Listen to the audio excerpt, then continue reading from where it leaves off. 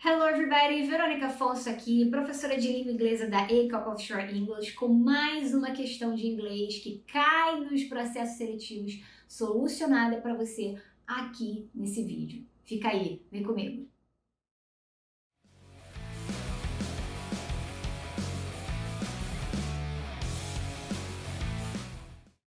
Bom, então, como sempre, te convido a se inscrever nesse canal, ativar o sininho, manda esse vídeo para aquele seu friend, sua friend que está tentando entrar no offshore, no marítimo, está tentando entrar no setor industrial como um todo, mas não consegue porque o inglês às vezes é um impeditivo, é um desafio. Então vem comigo, porque a gente vai trazer várias questões aqui para vocês que caem nas provas de seleção de candidatos, tá?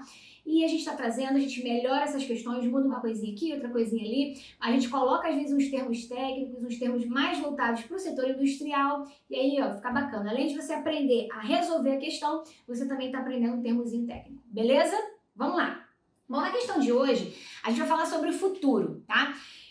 Na frase que está aqui embaixo, na nossa legenda, ou então aqui embaixo no vídeo em algum lugar, a gente está trazendo o will, tá? E o will é uma palavra que é um verbo modal, você não precisa gravar isso, mas é só para você entender. O verbo modal é um verbo que tem uma força suficiente para mexer na frase toda, tá? Então, o will, ele vai colocar essa frase toda no futuro.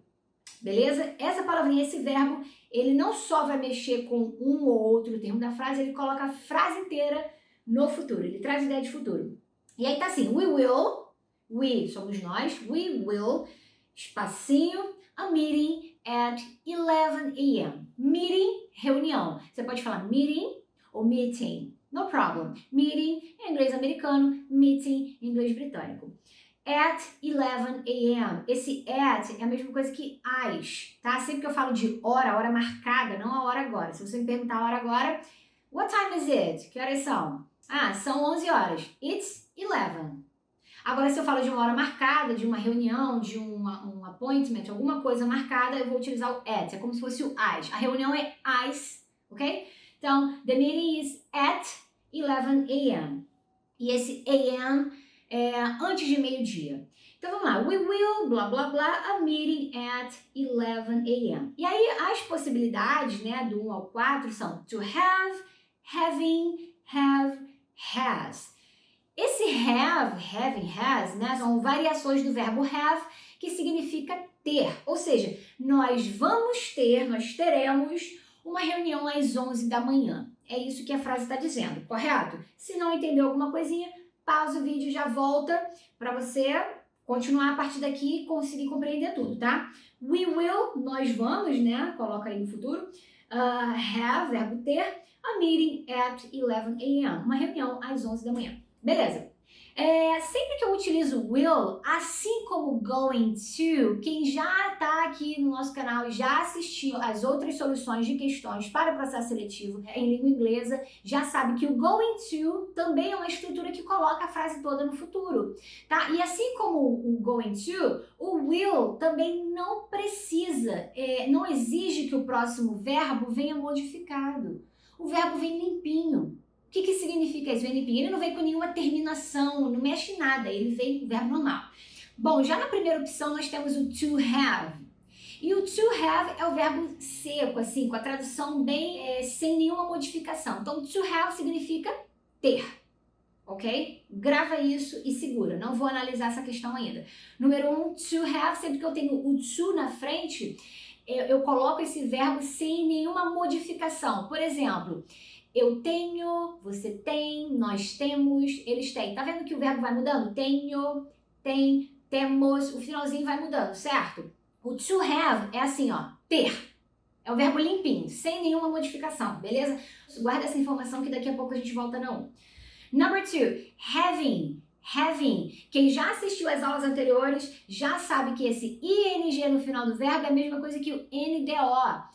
Tendo, falando, cantando, subindo, embarcando, desembarcando, trabalhando. Esse NDO que a gente tem no português, no finalzinho, trabalhando, esse NDO é a mesma coisa que o NG, ok? Então, eu vou tendo reunião? Não. Esse having, eu vou utilizar ele no presente para falar de uma situação que está acontecendo agora. Então, não.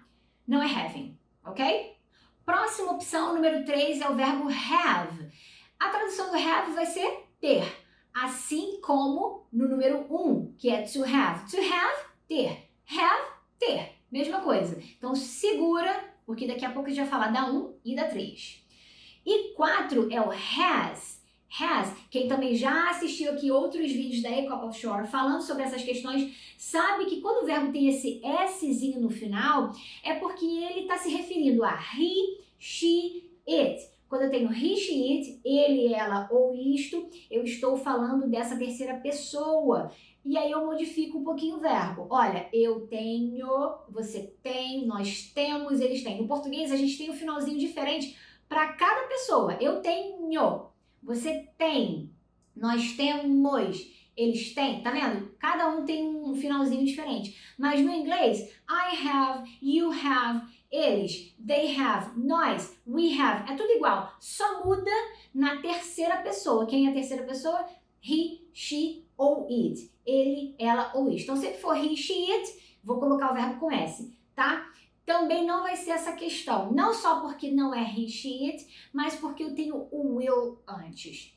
E aí é o seguinte, quando eu uso o will ou quando eu uso going to, assim, qualquer uma das duas estruturas que eu coloco no futuro, eu não vou usar nada com esse verbo. Nada. Nem LG, nem ED, nem to, nada. Eu vou usar um verbo bem limpinho mesmo. Nem nada antes dele, nem nada depois, tá? Então, we will have. E aí, por que eu falei para você prestar atenção no 1, que é to have, e no 3, que é have? Porque os dois têm a mesma tradução.